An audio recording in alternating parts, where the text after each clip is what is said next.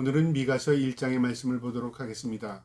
이 미가서의 내용은 하나님께서 선지자 미가를 통해서 북이스라엘과 남유다에 경고하시는 메시지인데요. 그의 묵시를 통해서 그 당시에 남유다와 북이스라엘의 죄악이 무엇인가를 우리에게 깨닫게 하고 경고하는 메시지입니다. 오늘도 이 말씀을 통해서 하나님의 경고의 음성을 들을 수 있는 저와 여러분 되기를 주님의 이름으로 축복합니다. 미가서 1장 1절에 유다 왕 요담과 아하스 왕 히스기야 시대의 모레네 사람 미가에게 임한 여호와의 말씀 곧 사마리아와 예루살렘에 관한 묵시라. 이 요담은 남유다의 11대 왕이었고요. 히스기야는 13대 왕이었습니다. 그러니까 이 미가 선지자는 11대부터 13대의 왕, 세 왕을 거치면서 이 선지자 역할을 감당했던 사람인데요. 그 시기가 BC 735년부터 690년 경이었습니다. 그러니까 그 시기에 이 아모스 선지자도 그 시기의 선지자였고요. 그 다음에 또 이사야도 이 시기의 선지자였습니다. 그 동시대에 하나님의 메시지를 받았던 선지자들이 북이스라엘과 남유다에 경고하시는 메시지입니다. 이 당시 아수르는 남하 정책을 펴고 있었는데요. 이 남유다와 북이스라엘은 어떤 생각을 가지고 있었냐면 우리는 하나님의 백성이기 때문에 절대 이방 민족들이 우리를 침범하지 못할 것이고 하나님 지켜주신다는 그런 마음을 가지고 있었습니다. 어떻게 보면 믿음 같지만요. 그것은 믿음이라기보다는 그들의 자만심이었습니다. 그러나 결국 그들의 죄악으로 인하여 북쪽은 아수르로부터 침공을 당하게 되고 남유다는 바벨론으로부터 침공을 당하게 됩니다. 그리고 그들은 포로로 끌려가게 되는 참으로 비참한 상황이 이 남유다와 북이스라엘에 벌어집니다. 그 일이 있기 전에 하나님께서 먼저 선지자를 통해서 경고하신 겁니다. 그 경고의 메시지를 들어야 합니다. 2절에요. 백성들아 너는 다 들을지어다. 땅과 거기에 있는 모든 것들아 자세히 들을지어다. 하나님께서 선지자를 통해서 들으라 경고합니다.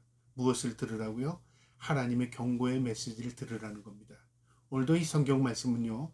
우리에게 앞으로 되어질 일들에 대한 경고의 메시지일 뿐만 아니라 지나간 역사를 통해서 하나님께서 세상을 어떻게 구속해 나가셨으며 세상의 주인이 누구신가를 우리에게 분명히 보여주는 내용입니다. 그래서 하나님의 말씀을 들어야 합니다. 그 들음을 통해서 하나님을 알게 되는 것이고요. 그 경고의 메시지를 들음으로 우리가 살 수 있는 것입니다. 주 여호와께서 너에게 대하여 증언하시되 곧 주께서 성전에서 그리하실 것이라. 하나님께서 성전에서, 이것은 상징적인 의미인데요. 하나님의 성전은 하나님이 임재하는 장소입니다. 하늘의 성전, 하나님이 계신 곳에서 하나님이 경고하시는 겁니다. 3절에요. 여호와께서 그의 처소에서 나오시고 강림하사 땅의 높은 곳을 밟으실 것이니라. 하나님께서 하늘의 거처에서 나오셔서 땅을 밟는다. 땅에 대한 경고, 지구에 대한 경고, 사람들에게 대한 경고의 메시지를 주시는 겁니다. 그래서 우리가 그 말씀을 귀담아 들어야 하는 것입니다. 4절에요. 그 아래에서 산들이 녹고 골짜기들이 갈라지기를 불 앞에 밀초 같고 비탈로 쏟아지는 물 같을 것이요. 불 앞에 밀초는 불에 초가 있으면요. 한 번에 싹 녹아버립니다.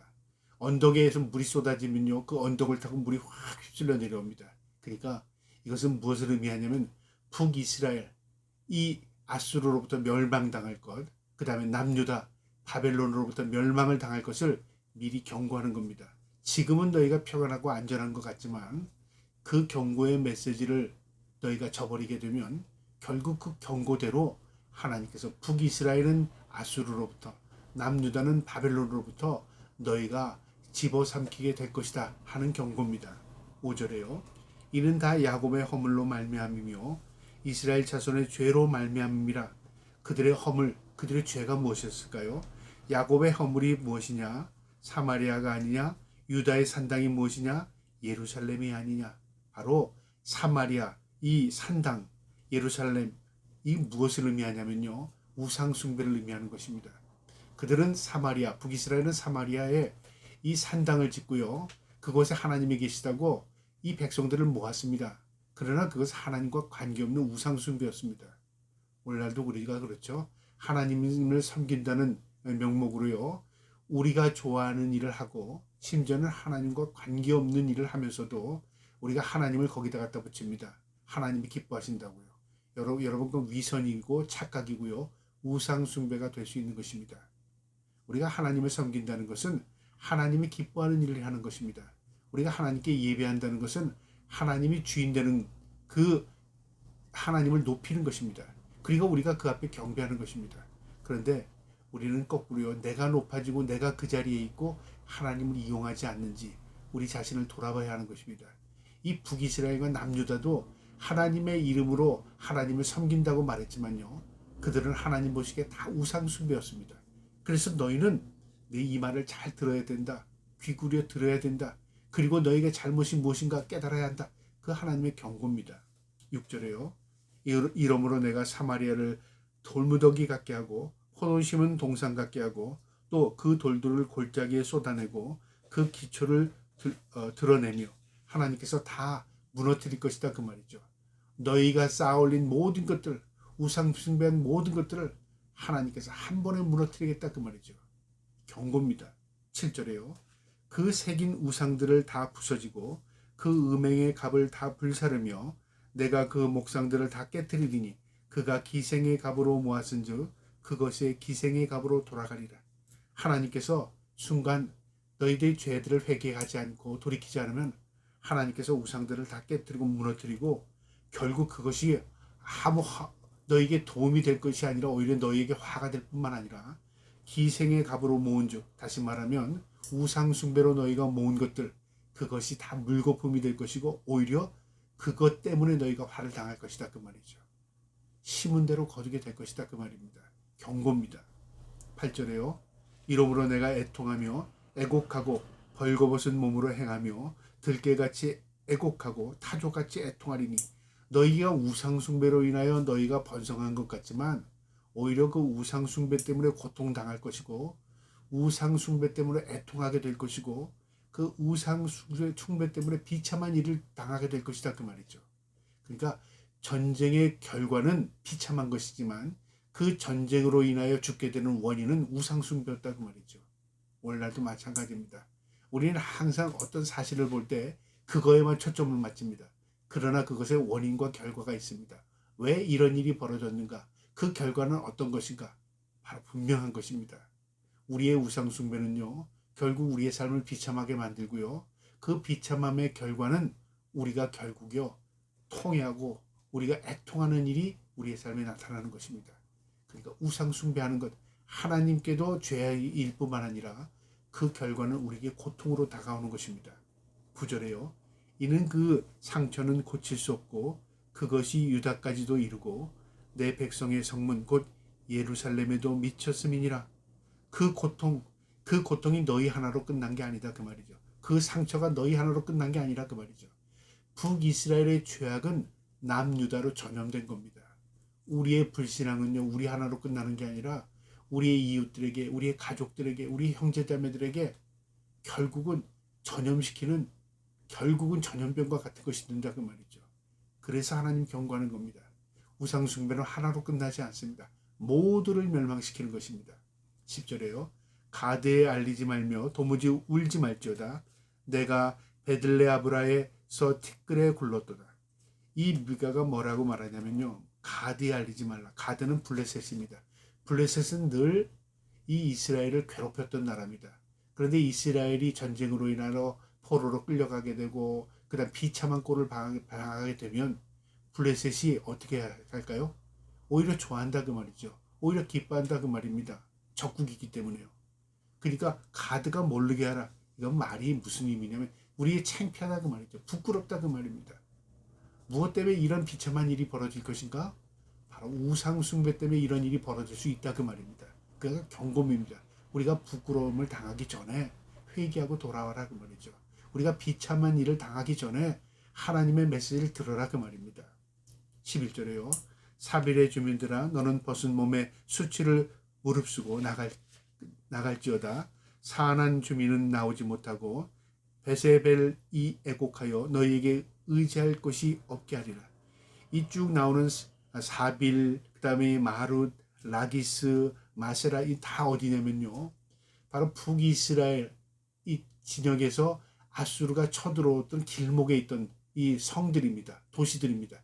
이 성들이 지금은 평안하고 안정한 것 같지만 전쟁에 휘말리게 되고 적국이 이 도성들을 다 몰려오면은 비참한 꼴을 당하게 될 것이다. 너희는 벗은 몸으로 도망가게 될 것이고 너희는 비참한 상황이 벌어질 것이다. 그걸 미리 하나님이 경고하신 겁니다. 12절에요.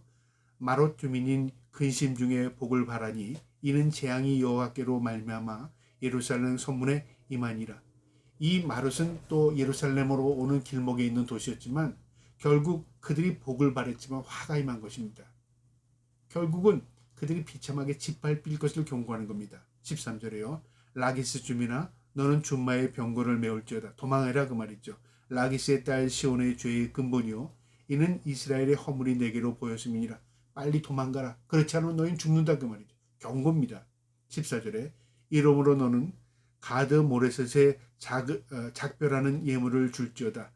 악십의 집들이 이스라엘 왕들을 속이리로다. 결국은 다 짓밟히고 속고 속이고 하는 일로 인해서 고통이 너에게 밀려올 것이다 그 말입니다. 15절에요. 마세라 주민아 내가 장차 너를 소유할 자로 내게 이르게 하리니 이스라엘의 영광이 아둘람까지 이를 것이니라. 이 말의 의미는 뭐냐면요. 너희의 고통이 밀려오게 되면 너희의 소유는 다 빼앗기게 될 것이고 너희의 집은 다 불사름을 당할 것이고 너희의 영광은 다 소멸될 뿐만 아니라 너희의 거처가 없어서 결국 도망해서 아둘람 굴까지 도망하게 될 것이다. 이 다윗이 사울을 피해서 아둘람 굴에 도망했잖아요. 그 아둘람 굴입니다. 그러니까 처참하게 모든 것을 다 잃고 도망할 곳이 없어서 결국 비참하게 광야에 있는 아둘람 굴까지 도망하게 될 것이다. 그 말을 의미합니다. 16절에요. 너는 내게 기뻐하는 자식으로 인하여 내 머리털을 깎아 대머리 같게 될 것이라. 내 머리가 크게 벗어지게 하기를 독수리 같게 할지어다. 이는 그들이 사로잡혀 너를 떠났음이니라. 이 독수리같이 머리가 벗겨진다는 것은요. 포로들의 머리가 다 깎였습니다. 그러니까 비참한 거죠. 또 통회하고 애곡하고 자복할 때 머리가 다 밀립니다. 그러니까 결국 머리털 하나 남기지 않고 다 너희가 비참하게 될 것이다 그것이고요. 너희가 포로로 끌려가게 될 것을 의미하고요. 너희가 결국은 모든 것을 잃게 될 것인가를 경고의 메시지입니다. 하나님께서 미가 선지자를 통해서요. 북이스라엘과 남유다가 의식 없이 우상 숭배할 때 경고했던 메시지입니다. 근데 그 메시지를 그들은요. 받아들이지 않았습니다. 어떻게 됐을까요? 하나님의 경고대로 그들은 북쪽은 아수르로 끌려가게 되고요. 남유다는 바벨론으로 포로로 끌려가게 된 것입니다. 그러니까 하나님은 항상 어떤 일이 일어나기 전에요. 그들을 책망하고 심판하기 전에 경고하신 겁니다. 그리고 그 경고를 돌이키게 한 거죠. 그러나 그들은 회개하고 돌이키지 않았습니다. 결국 하나님의 말씀대로 이루어진 것입니다. 우리가 이 말씀을 통해서 깨달아야 할 것은요. 하나님의 말씀에 경고를 들은 자가 복이 있는 것입니다. 그리고 그 경고대로 우리가 경고를 듣고 회개하고 돌이키는 것이 은혜입니다. 저와 여러분이 항상 하나님의 말씀에 귀 기울여 말씀을 듣고 회개하고 돌이키고 하나님의 기쁨으로 살아갈 수 있는 저와 여러분 될 수 있기를 주님의 이름으로 축복합니다. 아멘.